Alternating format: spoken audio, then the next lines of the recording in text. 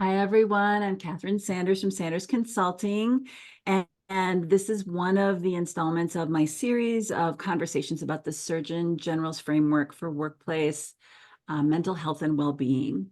And today I'm delighted to be here with Nautrie Jones from Impact. And thank you, Nautrie, for taking the time to talk with me about the Surgeon General's framework and workplace well-being in general. I was hoping you could tell me a little bit about your background and your expertise and its connections to workplace well-being. Yeah. Thank you for having me. First of all, really excited to talk about this. I think it's a topic that matters to a lot of people, and that we're now, for some of us, and who felt it for a long time, but for others, are getting some language to put to a topic that has felt like distant. Or for some of us felt like, what am I talking about? Is this feeling that I would desire a workplace that is healthy and safe, and a place where I can be myself? Is that too much to ask? And so, really excited to be here today. I'm trying to think of the shortest way to tell my story without keeping us here all day and going down a bunch of rabbit holes. But I think um, my journey is one of think it's rooted in people. I am a person who cares about people, their health, their well being, their safety, and them being able to be their full selves. And I don't know why that matters so much to me. I think it's probably because as a child growing up, I don't know that I always felt like I could really be myself. One of six. So there were a lot of us. And so maybe that's part of it. Like, hey, do I want to be like my older sister? Do I want to blend in with these younger folks? Or like, where do I find my place? And so it's something that's mattered a whole lot to me, as I've been raising my children as well. But I'm an educator. That is my background. It is who I am. It's how I see the world. And so I'm always looking for opportunities to learn from other people, and not shying away from places where I can share my knowledge and wisdom as well. And so started my career about 20 years ago in education, was a teacher. Spent time in alternative school. So I taught and led in an alternative setting, and found myself saying, like, something about this can be better. And so as a leader, was able to create the conditions for kids who were in a setting where folks may have forgotten about them, where they could be themselves, and feel some love through the work that myself and my team were able to do. And in my quest to just keep digging and figure out, like, what can we do better? How can we serve students better? I went into a traditional school and taught there for a long time. And I think also there, same thing, rooted in people, whether it was making sure that kids came into my classroom each day ready to learn, and feeling like they had a space where they were cared about, to working with teachers, and supporting them, and us working together to create the conditions for kids to have a good learning experience. After that, again, still thinking, like, what's going on here? How do we make this better? How do we build on what's working? How do we reimagine what's not? And so I found myself working for a national nonprofit, coaching, training, and supporting new teachers. And in that work, I think that's the first place where I really had the aha that this work is about people. It's people, like that. That's where I got the language. It's where I really had a chance to lead teams, and then was able to think back to all the other times and places and spaces where I actually was leading teams and groups of people. And so it was there that I started to really dive into learning about, what does it mean to um, support people in the workplace? What does it mean to have a high performing team? And what's the responsibility of me as a manager, right? And a person who's leading people, as a people leader, what's my responsibility and how can I do that? And so I had the opportunity to do that at that organization, had a lot of success there, and really enjoyed my time. But it was there that I said, I want to do work that allows me to think about people and creating spaces for people all the time.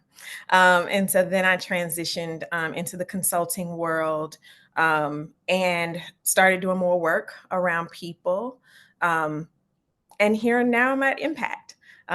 Teamed up with a good friend of mine that we've somehow been on this journey for over 10 years. And we've been creating what is now Impact. And our work every day is about how do we create workplaces that people love? Mm. And how do we disrupt this very real experience that people are having where they do not like their workplaces. Their workplaces have not figured out how to um, create spaces for them to be themselves yet. They have not figured out how to create spaces that are safe. They have not created the conditions to properly recognize them yet. And so in my head, the same way I thought about, well, kids don't have to hate school, right? Kids can love learning. Kids can believe they can be a mathematician or a scientist or a writer. I feel the same way about adults. I think adults don't have to hate work. It doesn't have to be the hamster wheel that we've created because we did create this. It doesn't have to Mhm. be that, and we can do the work to reimagine what that looks like or build upon what organizations are already doing. And so I now get to wake up every day and internally create that type of workplace. And externally, I get to work with phenomenal partners to help them with their workplaces, to improve their workplaces as well. Fantastic. Thank you, Nautrie. That's a fabulous background statement. And as we go forward for the next 25 minutes or so, I'll be asking you to look through these different lenses, your life as an educator, your life as a, nonprofit professional, and then your life as a consultant. I mean, I think those are really interesting lenses to have to see a system from different viewpoints, right? And to understand it. So I'm just gonna ask you the question, Nautrie, that I ask everybody here. I bring up the Surgeon General's framework first, and I just ask everybody in this series, when you look at this, what stands out for you? What do you see in this framework? Yeah.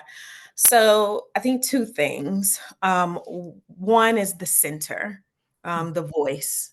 I think we have to be willing to listen in any instance, right? And it's one of the things that I try to do often. And so I think the voice piece is the first thing. Mhm. But where my head immediately goes to after that is the protection from harm. You probably could have guessed Mm, that based on what I've shared earlier, because and the reason why is because I think that when we look at this, from an organizational lens, we might be tempted to sort of like go around and say, oh, opportunity for growth, let's focus on that, or social support, let's focus on that. And it feels like maybe those pieces are more accessible. Because in a lot of organizations, you say security, safety. Okay, well, maybe we have security guards, or maybe, we make sure we have fire extinguishers, or we make sure, it's, it feels like it might be one that people, if you don't click far enough, you could make the assumption that you're doing that very surface level thing, right? That matters a whole lot. And so when I dug a little deeper, for me, this is the place where you look at operationalizing DEIA, right? Looking at mm-hmm. diversity, equity, inclusiveness, and accessibility, and thinking about yes, learning and accomplishment, yes, autonomy and flexibility, but with that protection from harm piece, it pushes you to ask yourself, but is it working for everyone? Or who is it working for? And I think when we are operationalizing those pieces, it allows us to be able to ask some really critical questions around, our systemic approach to the work that we're doing each day. What are our policies? Who are they benefiting? Who are they not benefiting? And really unpacking that so that you create this systemic approach um, to solving some of the matters that might be coming up in the workplace. Well, so you've already just seamlessly segued into my next question, which was, when you're working with organizations and I mean, I know this is your profession, you're helping them create a healthier work environment, right? How would you suggest that they start to operationalize it? So you were starting to go there. Let's just go deep then Yeah, into. yeah. Well, I think the first thing to say, and I think this is why that's the starting place, because I think it requires you to audit, right? It Mhm, requires you to look across your hiring practices. It requires you to look at your performance management system and say, what is the bar of success? Where are we seeing people be successful? Where are we not seeing people be successful, and why? And what does that look like? Does your ability to be promoted in this organization matter more depending on who your manager is? And mhm, are we unconsciously creating the conditions for managers to have to advocate for their people, whereas we could be reevaluating what is our actual system? How do we audit that, see who it's working for, who it's not, and make adjustments to our policies so that regardless of who your manager is, right? They've been trained, supported, and understand what that bar is and can give you ongoing feedback to help you to grow in this company. And so I think a lot of times in organizations, it matters who your manager is. Um, mhm. and in my mind, that should not be the case. And I think when we work with our clients, we're helping them to think through what's happening and why, and trying to help them make the decision of, do you need to reimagine your performance management? Do your managers need training? Right? Do they need a few sessions on how to give feedback? Do they need some sessions or training on how to foster accountability? Right? Do they need to understand how to build trust? Or how to connect with the people that they are charged to lead. And so I think that's the starting place, is the audits. And then we can understand, well, what's your priority, and how do we work with you to solve for what feels like the key lever that your organization, one, can afford, and two, is able to endure, because it's also a matter of change management and how much um, organizations are ready to handle. Because if you talk about like reimagining performance management, or you talk about reimagining your hiring process, et cetera, that's not like quick work, right? And we're talking about running audits. That's not quick and dirty. That is very time intensive and requires a level of commitment to not just the process, but also the change management that's required to make sure that the project or engagement is successful over time.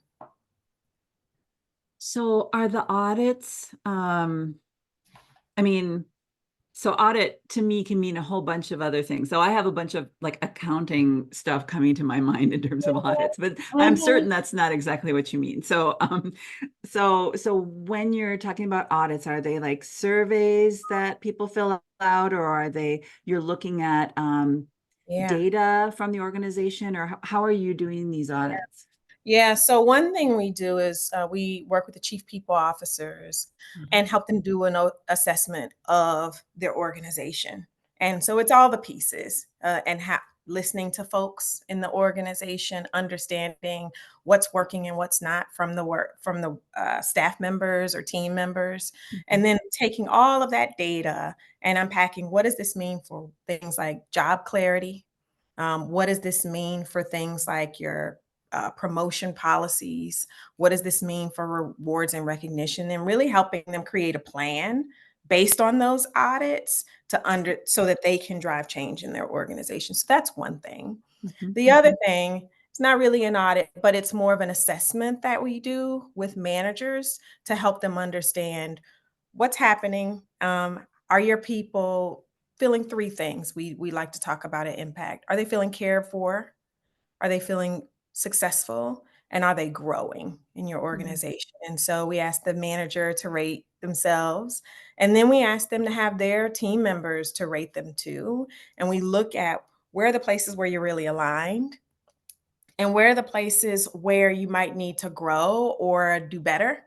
And so we do some coaching and supporting around that. So there are a lot of pieces that go into it, but really it's about understanding where are you and where do you want to go, what's working for people, and what needs to maybe adjust so that your workers or your staff members can grow or feel like they are growing across those three domains that I just mentioned. Um, so let's say an organization is ready, as you pointed out, which I think is key, right? It's hard to work with a group that isn't ready. And then they have the capacity to go the distance, like you were describing. Um, when you start this process with your clients, like how long would you expect that they would be working to first like audit and assess, and then they have to make the action plan, right, with your support, and then they have to implement it. So in your rhythms with your clients, how long can groups expect to be working toward something that's better? Oh man, that's a hard question. And the reason why is because so much can change or evolve in an organization. But here's what I'll offer. Um, Depending on where the organization is and what they are ready for, because so we offer three types of support at Impact. The first is consulting, and so those are the deeper, more intensive projects that are related to performance management and that chief people officer assessment that I mentioned earlier. And so those can be longer engagements, 6 months. Or longer, depending on what's happening in the organization. We also offer training. And so those are shorter series that can be anywhere 3 to 6 months, 9 months. It just depends on the number of trainings that an organization might sign up for. Mhm, And then we also offer coaching. mhm, And those are also around 3 to 6 months, just depending on what an organization might need or want. So we may be working with a group of executive leaders over a series of topics like healthy conflict, responsive leadership, helping them to unpack that, what that means for themselves as individual leaders, and then maybe what that means for them as a leadership body, um, to really help them try to row in the right direction at the same time. Is really what we're driving towards there, and a lot of that comes with a lot of conversations and unpacking their own experiences, um, and understanding what that means they're bringing into the leadership team mhm. and how that is either helping the organization, right? Or how that might be something that they might need to be able to improve in order to be for them to be a stronger leadership team. Yeah, thank you for that. The reason I'm asking is just because I think there can be, maybe not in the clients that you work with, but I have had former clients who are expecting sort of like a light switch that you can flick on. Like if we only had the right policy, or if we only had this, if you could just fix this one person, right? I mean, and of course, in the work that I do, it's almost never just one thing, right? Mm, Because that whole system has been supporting things the way they are, right? And which means that, if you're going to change the one thing, the rest of the system hasn't been affected yet, right? And so it's like this outward movement, and you have been describing that. You've been describing policy changes and process changes, as well as educational programs and coaching, right? And so it's like, but all of these things together, in my experience, can take a while. And as you mentioned in your introduction, we created these systems. And so the act of creating something different isn't trivial, right? I mean, it's like, and there isn't just one answer either, of course, right? So there's many different ways that it could be better. So I just I just am always fascinated by when somebody wants help, right? And even if they're ready for that help, what is their expectation about how fast something can change, right? Yeah, that's so real and so true. And we try to be really honest with our clients about, where we think they might need to start, but also about, readiness for engagement. And so for some Mhm, clients, the entry point might be, okay, let's do this training now. And you are aware that these are the things that could come up as a result, right? That are probably closer to reimagining performance management, or closer to really auditing the systems being used in an organization, or the policies that are being used in an organization. So there are these bigger pieces, and there's trade-offs associated with that. mhm, And you're absolutely right. Some work feels more urgent, mhm, um, and some clients do want things quickly. And I have to be honest, I'm excited by clients like that, because you want that desire for change, and that clarity around something, wanting something to be different and being ready to make that investment. mhm, And we also do the work of being very honest with clients about what the pathway to change will look like.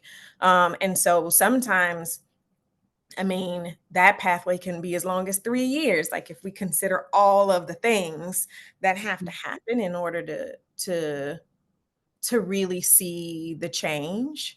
I mhm, think that clients appreciate that. It doesn't always feel that great. Um, and it's important to note that, yeah, these systems that are here were likely here before you got here. mhm, And were built over time. And so they don't disappear over time.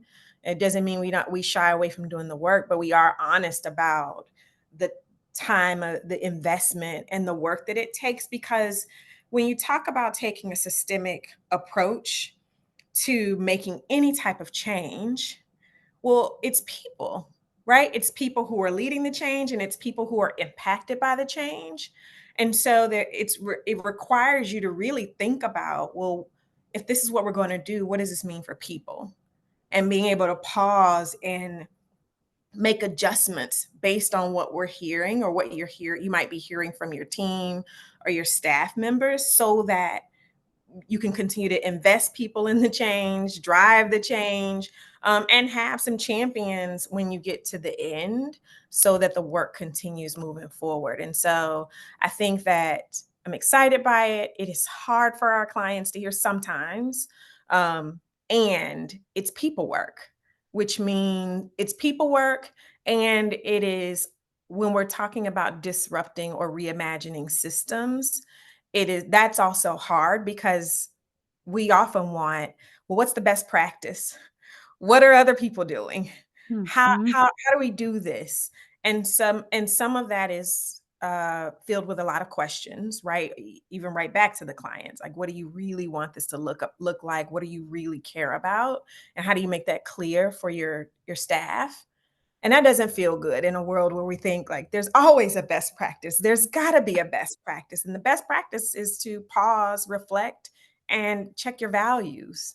And mhm, so that's hard, because when you're talking about what I see as equity work, um, that means that we're considering people that were not a part of the original image, right? When we think about what success in the workplace looks like, it wasn't for people who look like me. And mhm, so that means that we got to take a step back. And even when we're saying best practices, thinking about, like, best for who, best so that what, so that you're really creating something that can work for everyone in your organization. mhm. And then I also want to check myself in something that I'm saying that might be communicating there is that there's this finish line. And in some ways there is, right? You might have a performance management system, right? You might have a leadership team that's ready to be responsive in its approach to leadership, that is ready to engage, ready and willing and doing the work to engage in healthy conflict. But it's ongoing because conditions change, people change, what's being required changes. And so the act of creating a new system is yes, and the part that makes it work over and over again is your willingness to go back and say, audit, right? Is this working? Working for who? Is it not working? Who's it not working for? And ask and doing the work to right any wrongs that might occur along that process. And so I don't want to unintentionally communicate like there's this finish line or you have arrived. That is not true. Um, You because win. right, there is not that. That is not a thing.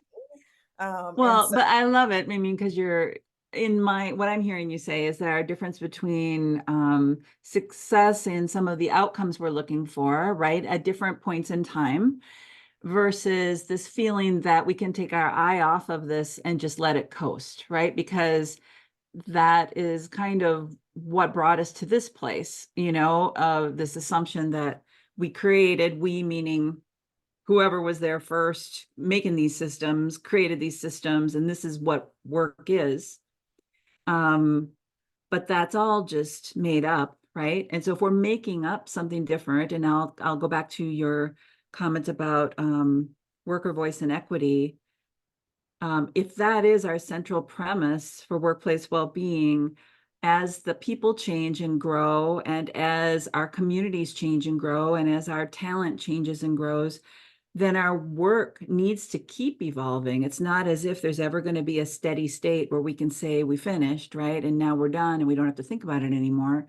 It's just that thinking about the work is part of the work now, mhm, right? exactly. So I love the way you've tied things together. Nautrie, I know that you and your colleague, Trayvani, at Impact have some resources that you use. And I was wondering, are there some things that you'd like to share with people for workplace well-being? Yeah, yeah. I think the two things that I mentioned. So one, I think um, I actually don't know if I said this at the very beginning, but at Impact, one of the things the thing that we believe is a lever for change in organization is the manager. In organizations is the manager. And we believe there is a lot of power, potential, and promise associated with that role.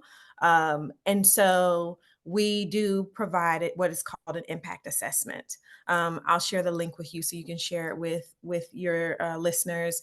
But it's basically a really short assessment that a manager can use to assess: do my people feel cared for? Do my people feel like they're growing, right? Is that their felt experience that they're growing? Is their felt experience that they are successful? And what does that look like, right? And so there's a survey that a manager can take and then give to their teams, or people that they are leading, to better understand, like, where am I delivering, where am I doing really well, and where might I need to grow, and use that as a tool for their own development.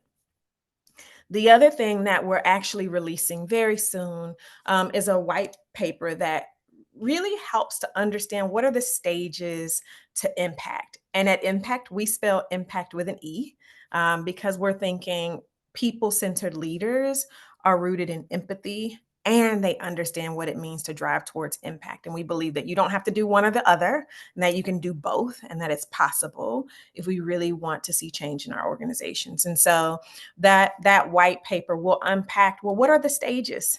where are we starting? And the reality is that we're starting in organizations where some people might be natural born people leaders, and other people might need to grow into what that looks like. And so we really do some work around helping you to understand what those stages are and what an organization might need or want to do in order to start on that pathway towards impact. And so we get really clear about that. It's not super long. It does a good job of being really clear.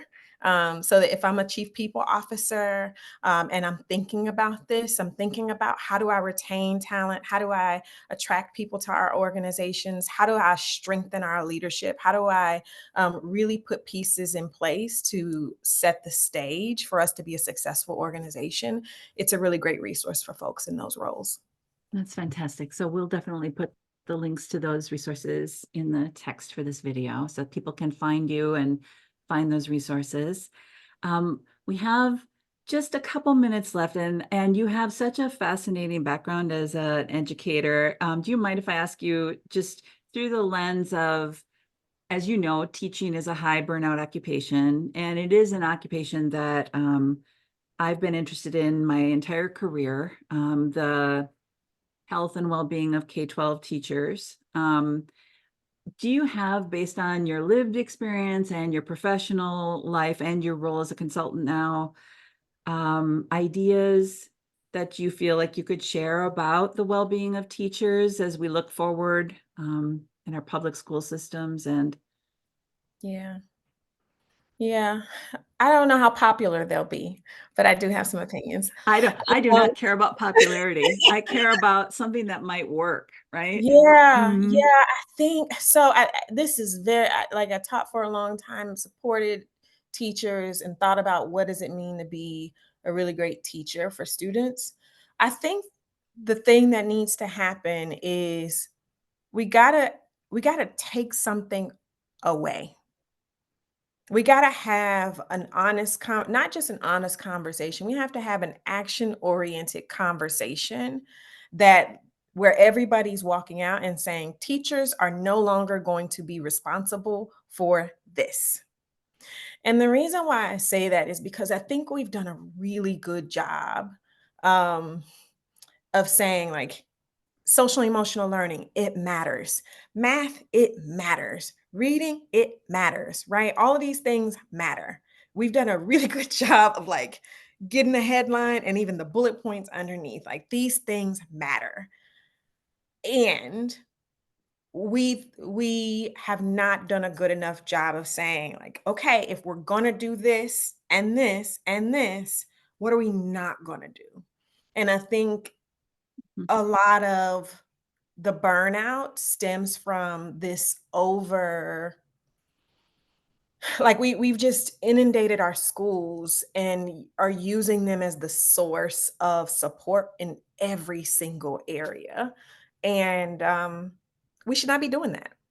We It's should not be doing that. It is it's not unrealistic. realistic. It is unfair. No, Yeah. we would not require a surgeon to administer 5 different lessons or do 5 other things Mhm. while they also had to do heart surgery, right? Like we wouldn't do that. We would say, "No, surgeon, your job is to be a surgeon. So, surger or whatever you say, like, right? Well, Nautrie, what you're reminding me of is, so another love of mine is the healthcare systems, which are also imploding and high Fair, burnout, and fair. and we are doing similar things like to the emergency room, right? So it's like they've become a lot of people's primary care, right? And they become, I mean, so it's the same concept, is that we're just, because of these gaps in resourcing what we say we value, right? So I want my kid to be able to read and write and do math and be, what did you call it? Social, Social emotional emotional education. learning. We Okay, want all I of the want things. all of that. Plus, I need them to get free food, and I need the babysitting after hours because I'm at work and I'm a single parent. And I mean, these are real needs. It's not to say they're not real needs, but to expect the school system to be able to provide it is unrealistic, I Mhm. think, right? Especially with the amount of resources they currently have, right? If Right. we were really going to do this, we would fully staff and fully support all of those activities. So Mhm. I totally, I can't imagine why it wouldn't be popular to say this, that you can't expect everything, right? It's not popular. I think what it is it's hard to say, right? Because then it's if we take it out, it's like, wait, but doesn't that matter? Does that matters? Wait, we care about that. It's like, yes, we do. And here's how many hours we have. And so I just think that's hard. I think it's hard. Yeah. Yeah. No easy answers, for sure, but definitely to actually put the resources into supporting the things that we say matter, right? I think that's, for me, that's the troubling thing about most of these systems I'm seeing that are going into decline or implosion, is that we keep saying how much they matter, and they literally do matter, and yet we don't want to put our money there. Mhm. Right. I Mhm. mean, I'm just scandalized that a teacher might be making $40,000 a year with summers off. I mean, it's just crazy talk. So, Yeah. Yeah. um, I think yeah. I think the other thing is that we've created this us versus them. Like Mm, teachers don't do this. Well, parents don't do this. And the community doesn't like we've created this war, but really it's systemic. It's systemic. And that's what systemic injustice and systemic racism does is it distracts us and has us fighting each other. And mhm, it allows the system to keep moving and not working for most people, I would argue. mhm. But it allows the system to keep working and we just keep fighting. Right. And so I think that's the other piece of it too. Oh, thank you for that. And thank you for going on that tangent with me. I mean, it's just a long held desire of mine to see some of these systems that we rely on for everything, like the well-being of young humans and the creation of citizens, Mhm. the healthcare we all rely on. If we could figure out how to fix them in our lifetimes, or at least maybe yours or your children's, then Yeah. then that Yeah. would really be a contribution. I So, think we can. I think we can do it. Let's figure it out. Let's make it happen. Nautrie, you're such a joy. Is there anything else that you'd like to share today before we end? No, that's it. Thank you for having me. Oh, it's been a pleasure. Thank you so much for sharing your expertise and your experiences. And I'll look forward uh, to reading the white paper. Yeah, great. Okay, thank you. Bye-bye.